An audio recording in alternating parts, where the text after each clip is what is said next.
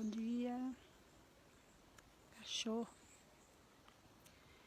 Hoje subi aqui no Dentoin, no Gururô, para poder falar sobre a transmissão. Esse é o último vídeo dos assuntos que eu me propus a falar um pouco mais sobre eles, né? Quem não assistiu os outros 4 vídeos, eu sugiro que assista, né? E de preferência na sequência, porque eles têm correlação um assunto com o outro, né? Para vocês conseguirem entender as coisas de uma forma mais abrangente, ok? Então, vou falar um pouco sobre a transmissão, né?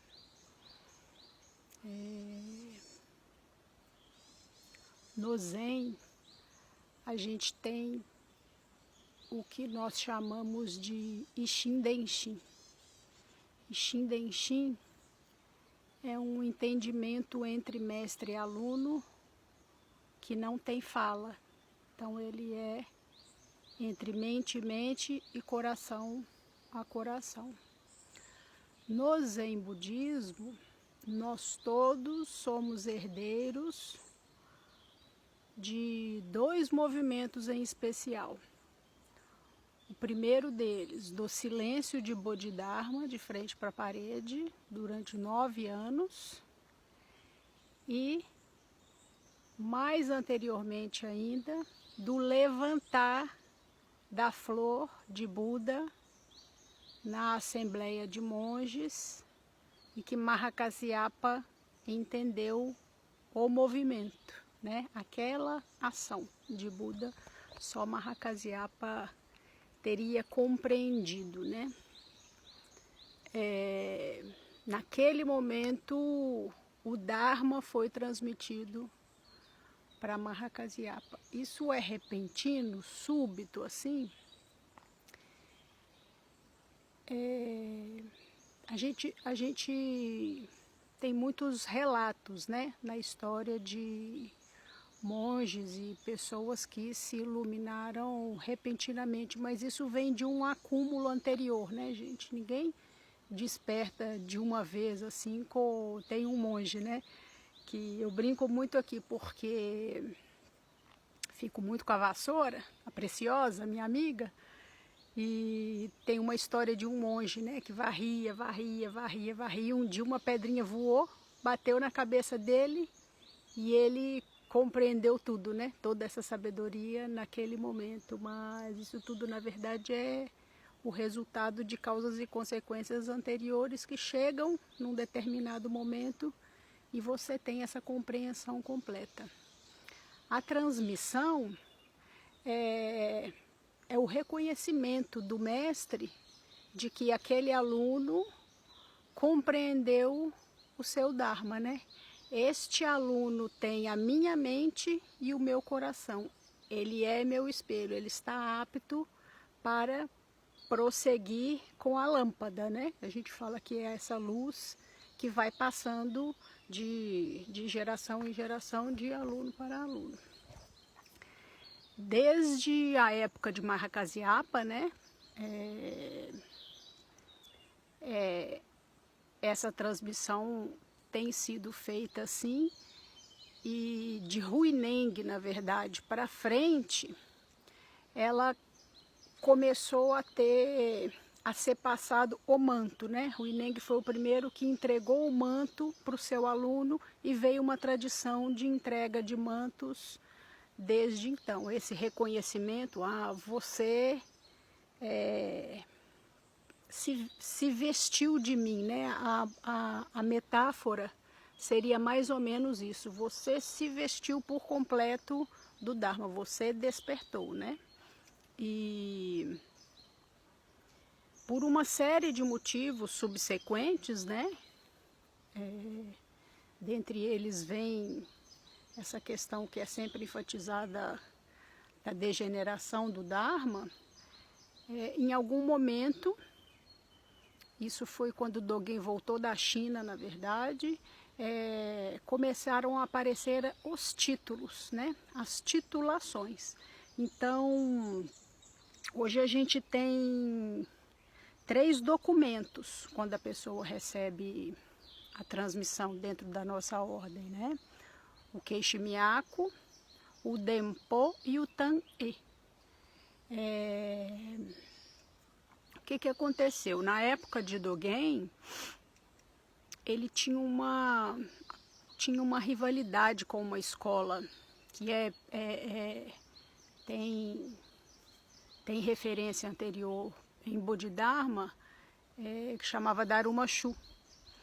E um mestre muito proeminente, né, na época dessa escola, ele alegou ter conseguido a iluminação sozinho, né, Pratyeka Buda. Isso existe também no contexto das histórias.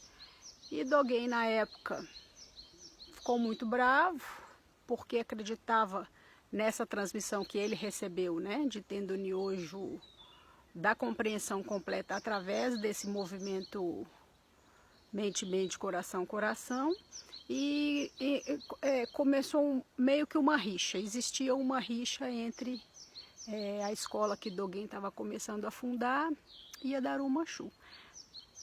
Como Dogen foi o primeiro patriarca no Japão, ele criou algumas regras, né? E o Queiximiaco foi uma delas.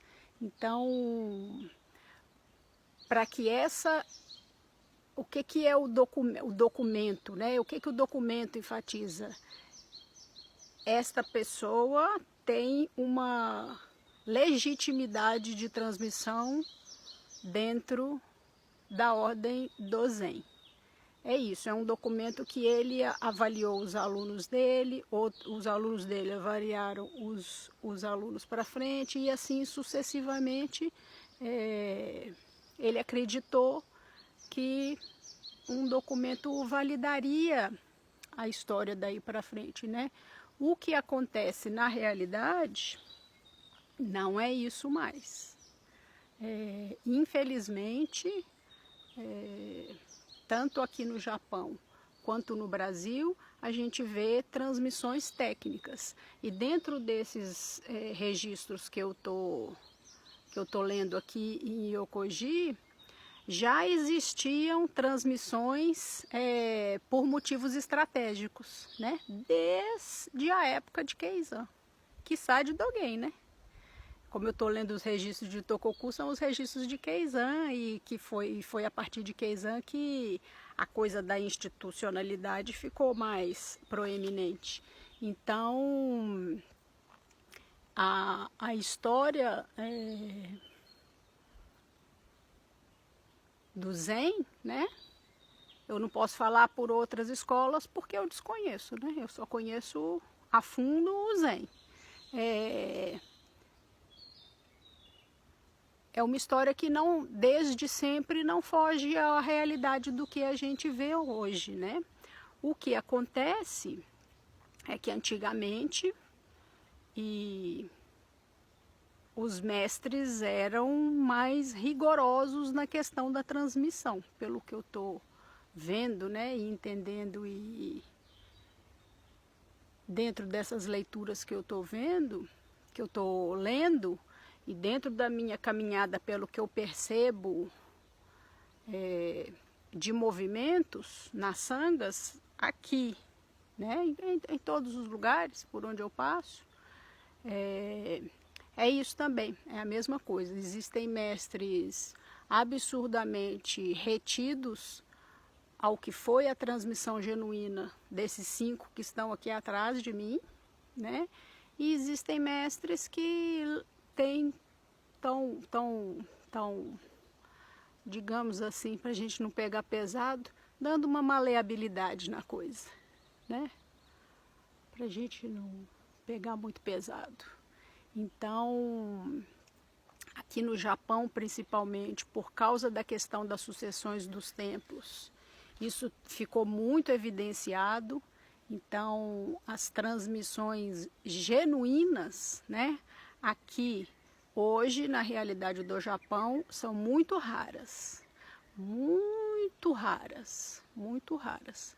Mas o budismo sempre tratou de raridades, né, gente? Eu tenho tido isso muito na minha mente esses tempos agora, sim, e o budismo sempre tratou de minorias, né? Ele nunca tratou de maiorias, nunca, né? Em contexto nenhum. O budismo é das minorias,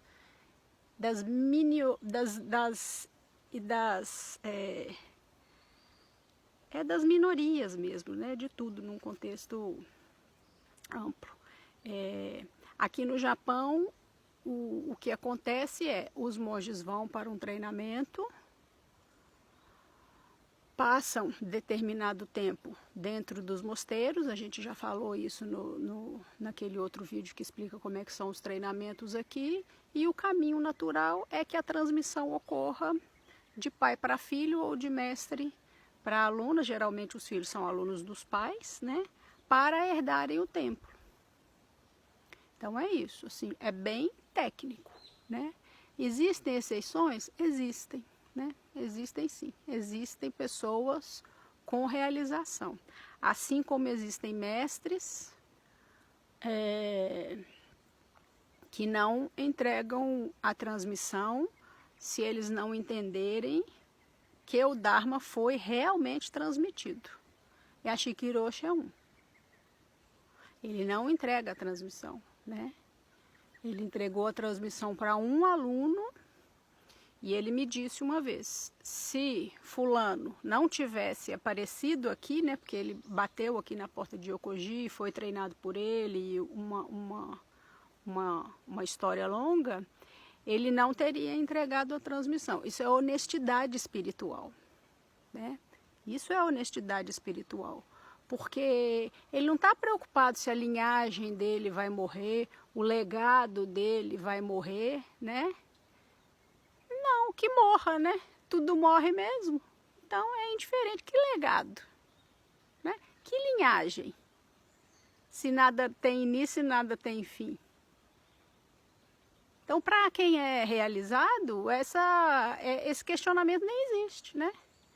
Se aparecer uma pessoa que eu entenda que realmente entendeu a minha mente e o meu coração, eu transmito. Se não aparecer, tudo bem, né? Tá tudo certo. É uma honestidade espiritual num nível muito alto, né, gente? Que bom que a gente tem essas pessoas assim. Eu, principalmente,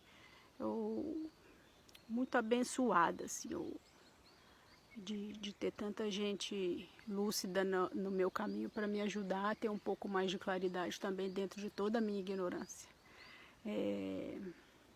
A gente tem exemplos disso no Brasil também, né? Tem mestres que já receberam a transmissão e que estão treinando alunos que ainda também não transmitiram, né? Tem mestres que seguram os mantos, as ordenações. O monge Daijo do Morro da Vargem é um deles. Ele ordenou um aluno na vida, transmitiu para esse aluno. E eu fiquei sabendo, posso estar enganada, que ele ordenou outro aluno esses dias para trás. É um mestre que tem mais de 70 anos, tem 50 anos de caminhada dentro do budismo.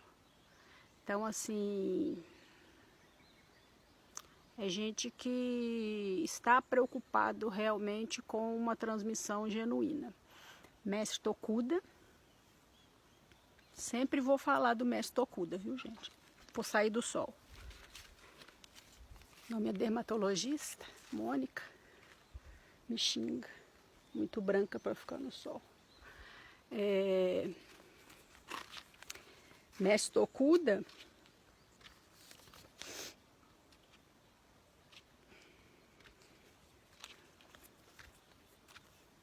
até onde se saiba,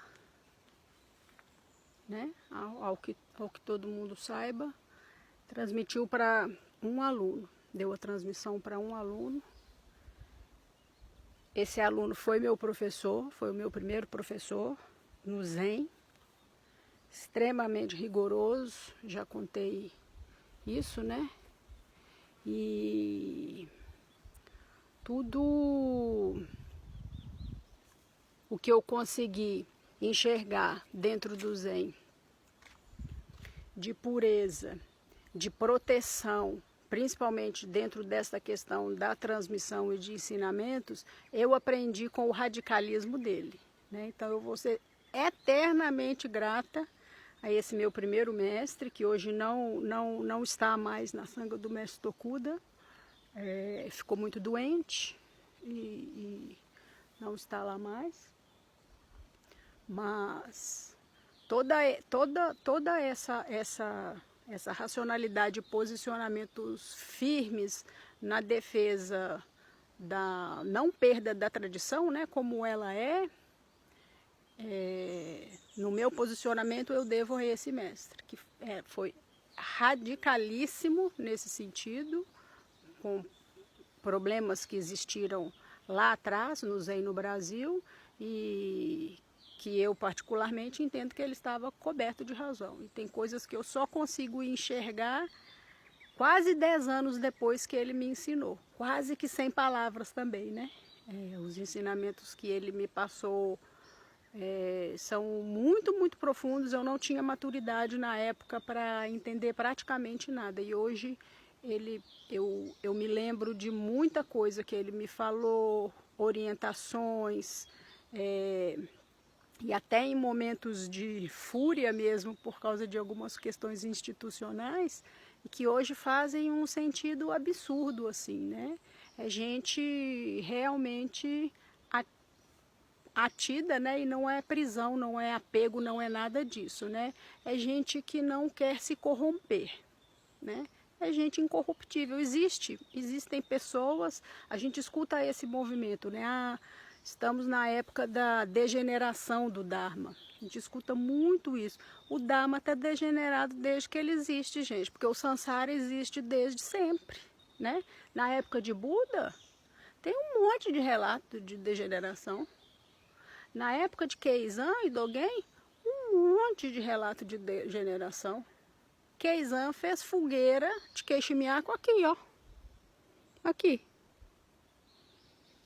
Fogueira de monges que quebraram preceitos. Ele pegava o queixo-miaco, que é o documento da transmissão, depois que você fez o Shirô, tacou fogo. Então, assim, nós não estamos em tempos de degenerescência, né? Existem pessoas que se degeneram e pessoas que não se degeneram. O olhar é esse, a gente tem que prestar atenção nisso. Então, a transmissão é uma coisa muito séria, né? Muito séria. As cerimônias, quando feitas como esses 5 mestres que estão aqui faziam antigamente, ela é cheia de metáforas, ela tem uma sequência correta. Eu estava lendo esses dias, até a disposição do lugar onde o mestre senta, o aluno senta, tudo delimitado e super escrito. O aluno fica no mínimo 7 dias fechado com o seu mestre para o Dharma ser transmitido para ele, né? Isso, monges, né, gente? Uma cerimônia monástica num nível alto. E a questão do espelhamento, né? Desse reconhecimento de espelhamento é tão forte que eles usam um espelho. Nessa cerimônia tem um espelho em que um olha, o outro olha e tem que haver esse reconhecimento. É fortíssimo, eu imagino que deva ser, né? Porque eu nunca vou participar de uma porque eu não vou ser monja, né? Para ainda chegar nesse nível, muito difícil, muito difícil. Então, tem sim pessoas que ainda se atêm a isso e é importante a gente o quê? Observar, né? Qual que é a nossa função? Falar quem que vai receber a transmissão ou não para os mestres? Não, não é não. É a gente observar se o lugar onde a gente está, a transmissão é genuína. ou se ela não é técnica, ou se ela não está exercendo alguma função que não seja especificamente o Dharma, né? Porque para a manutenção de instituições que fazem parte do Sansara, isso já existe desde sempre. A gente não entrou no budismo para isso, não, né? Quem procura o budismo no Ocidente, procura um budismo que seja fidedigno, né? A gente não quer o que está aí no mercado, né? A gente não quer venda, a gente não quer marketing, né? Palavras de incentivo, autoajuda, está cheio na internet. Todo dia só lê, né? Quem procura o budismo e quer aprofundar um pouco mais, procura também posicionamentos profundos, né? Que fogem um pouco, na realidade, muito do Sansara, porque eles vão de encontro ao que existe de degenerado. Então, é minoria mesmo, né? Eu sou felicíssima porque faço parte das minorias. Eu quero fazer parte das minorias, todas, em todos os lugares. Eu não quero fazer parte das multidões, né? Meu lugar é aqui. Hoje de manhã, um mestre muito gigante assim no Brasil, muito bondoso, falou comigo, me falou uma série de coisas bonitas. E eu falei com ele, pois é, assim eu sigo, né? Aqui com a minha vassoura, limpando o banheiro, com a oportunidade de limpar o pátio, com o mestre sem dente. É isso, né? É bem isso. A questão das transmissões, virar aqui um pouco o braço. A questão das transmissões para leigos também é no mesmo nível, né? Ela só não vai existir o cerimonial gigante. Eu, dentro dessa caminhada no budismo que já tem 15 anos, até conhecer Yashikiroshi, que é o abade aqui de Yokoji, eu não sabia o que era Enshin Denshin, que é essa transmissão mente a mente, coração a coração. Eu só conhecia um budismo de fala, um budismo de palestras, um budismo teórico, né? De práticas de Sesshin só. Em sua maioria, só de fala. E eu fui saber o que é Enshin Denshin aqui em Yokoji, porque eu não falo a língua dele, né? E na primeira vez que eu vim, principalmente, essa experiência foi muito mais forte, né? Porque de alguma forma, isso entra dentro daquelas questões também que a gente não entende, né? E não sabe porquê e não fica procurando as razões. A minha mente conecta com a mente dele e o meu coração com o dele o tempo todo. Então, sem fala, porque a nossa comunicação é muito pouca, né? Eu falo muito pouco japonês, só para o dia a dia mesmo, as questões básicas. Quando ele vai me passar ensinamentos teóricos, que eu sou uma aluna que dou trabalho, eu pergunto, né, Joyce? Pergunto, eu quero saber, eu sou curiosa, eu quero saber das escolas, eu aperto os mestres, né? Eu já apertei ele aqui umas 2 vezes, ele tem resposta para tudo. E quando eu preciso de ensinamentos teóricos, aí vem uma pessoa que fala inglês e aí ele me dá ensinamentos em japonês, né? E essa pessoa me traduzindo, porque eu não tenho condições de ter uma conversa com ele de assuntos profundos do Dharma no Google Tradutor, né, gente? Não dá, o Google Tradutor é só para as questões do dia a dia. E todo o restante, né, de tudo que eu recebi aqui em Yokoji, que é um lugar que só me dá, né, assim, eu só recebo aqui, todo o tanto que eu me doar para Yokoji sempre vai ser pouco. Tudo o que eu recebi aqui foi sem fala, né?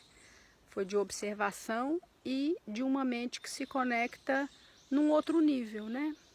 Por algum motivo. Vim parar aqui, já falei desse assunto também, e eu só conheci realmente o que é Ixim Denxim aqui. Ah, você recebeu a transmissão? Não, gente, eu não sou doida não, né? Ah, você é iluminada? Não, gente, eu sou ignorante, por isso que eu estou aqui. Por isso que a minha vida segue, né? Trabalhando pelo Dharma. Eu sou ignorante, eu não tenho essa pretensão. Mas a transmissão é uma coisa também que precisa ser um pouco mais compreendida. A realização, ela tem níveis, né? Existem níveis, passinhos. A gente olha a escadinha lá atrás, ó, do Gaçã, do Goroho. Sobe um passinho, abre um portal. Sobe outro degrauzinho, abre outro portal. A iluminação são níveis que você vai passando por eles. É tudo nessa vida? Não. O que acontece nessa vida é o resultado de causas anteriores que foram criadas. Tanto as coisas boas quanto as coisas ruins. O nível de lucidez também. Foram geradas causas anteriores, causas e condições anteriores, que permite que algumas pessoas enxerguem algumas coisas num nível mais profundo, nessa vida que a gente está aqui agora, que eu estou falando dessa manifestação, e outras nem tanto. O tempo kármico de cada um é diferente, né? Existe um texto que chamam Os 10 Passos do Boi. É bom todo mundo ler esse texto, né? Porque ele explica direitinho os passos da realização. No tibetano eles têm um desenho que tem um elefante, um macaco e um coelho. E é a mesma explicação, a variação do mesmo tema que explica exatamente os níveis de realização, até se chegar nesse último nível, que é o Dharma inteiramente compreendido. No Zen isso se chama a transmissão, né?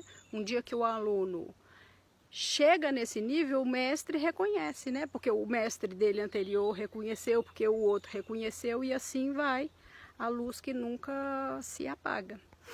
Por isso que precisa de mestre, né? A gente não é doido de falar, ah, eu tenho realização. Não, gente. Que viagem é essa? Todo mundo ignorante. Todo mundo ignorante, mas a transmissão acontece durante a vida. Todos os mestres que passam pela nossa caminhada, eles nos transmitem o Dharma. Se a gente vai entender o Dharma transmitido, são outros 500, né? Mas a transmissão, ela nos é dada a todo momento. Enquanto a gente está na presença de mestres, né? A transmissão está sendo transmitido ali, o Dharma naquele momento. Então, assim, não é uma prioridade de monges, não é um evento em separado, não é um acontecimento que tem um papel, né? Tem um papel. Mas qual que é a importância desse papel? Institucional. O que tem que ficar claro é isso. O papel não determina que alguém tenha realização espiritual. O reconhecimento do mestre, às vezes, sem papel, é muito mais importante do que o papel, né? As transmissões de Tokuda não tem papel. E tem gente com realização dentro da sanga dele. Eles entenderam o Dharma do mestre deles, né? Cada mestre aborda o Dharma de uma forma diferente também, tem isso. O Dharma tem milhares de variações, né? Então é isso. Esse meu primeiro professor me ensinou isso. Ele sempre me falava, ele falava, a transmissão não é um papel. Nunca se esqueça disso. Tô lembrando, professor, tô lembrando. Até hoje, né? Tô aqui no Goroho, no Dentoin, e não me esqueço disso. Jamais, jamais eu vou me esquecer disso. Vou ser sempre grata porque esse professor é uma minoria, né? E eu também. Eu sou herdeira desses processos de minoria. Ok? vigiem, viu, gente, onde vocês estão, os movimentos, se o aluno é realmente o espelho do professor, né? Você vê a mesma pessoa, porque quando a transmissão é genuína, você não vê a diferença, né? Eu conheço umas 2 ou 3 transmissões assim, duas, talvez um pouco mais. Uma mão, digamos assim, né? Se eu pensar muito, eu consigo tirar uma mão de transmissões genuínas, né? De gente comprometida com o Dharma, gente que trabalha, gente que não está atrás de computador, né? Não são monges cibernéticos, não são monges de fala apenas, são monges de ação. Eu conheço transmissões muito genuínas e maravilha, né? Que bom que isso existe ainda. Maravilha. Fico feliz de estar embaixo aqui do subaco, né? De um mestre que é claro na fala. Ele fala, eu não transmito, né? Se eu não vi o figurino inteiro como foi de Buda para Mahakasyapa, eu não tenho esse interesse, né? Para quê? Para ele falar que tem um aluno com transmissão, né? Para quê? Para quê se o pátio da Yokoji vai estar esperando ele amanhã do mesmo jeito, sujos, as ervas daninhas do mesmo jeito, os banheiros para serem limpados do mesmo jeito, as cerimônias para serem feitas do mesmo jeito. Não é assim que funciona não, viu, gente? Muito bom. Fiquem em paz, pratiquem, né? Sentem em zazen, não se esqueçam disso. A gente só tem condições de subir esses degrauzinhos e quem fez voto de Bodhisattva fez esse voto, né? Os portais do Dharma são incontáveis. Faço o voto de atravessá-los todos. Todos. Então, essa escadaria aqui, ela não tem fim, né?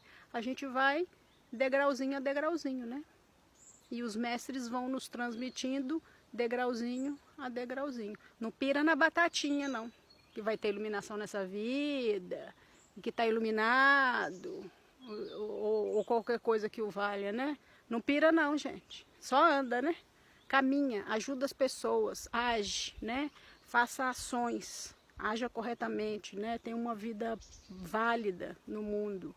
É disso que Buda falou, é isso que Buda fez. Buda não ficou sentado explicando. Buda andava, Buda caminhava, Buda conversava com as pessoas, Buda era recebido nos lugares. Então, assim, vai lá atrás, conheça a história dos mestres, estude, vê o que eles fizeram, né? E como que a gente pode fazer isso dentro de uma realidade dos anos 2000, né, gente? Porque eu também não vou ser monge meditante da Floresta Ipirá, que eu vou entrar aqui nessa mata e sentar até eu alcançar a realização. Não, esse problema já foi resolvido por Buda pra gente, né?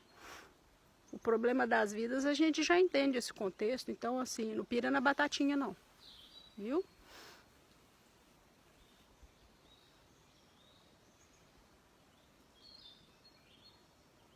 Bonito aqui, né? Eu posso ficar aqui o dia inteiro. Mais tarde eu vou lá em cima trocar as flores dos túmulos dos mestres. Achou? Muito obrigada, viu? Assistam a sequência inteira para vocês entenderem o Dharma. E trabalhem bastante. Achou?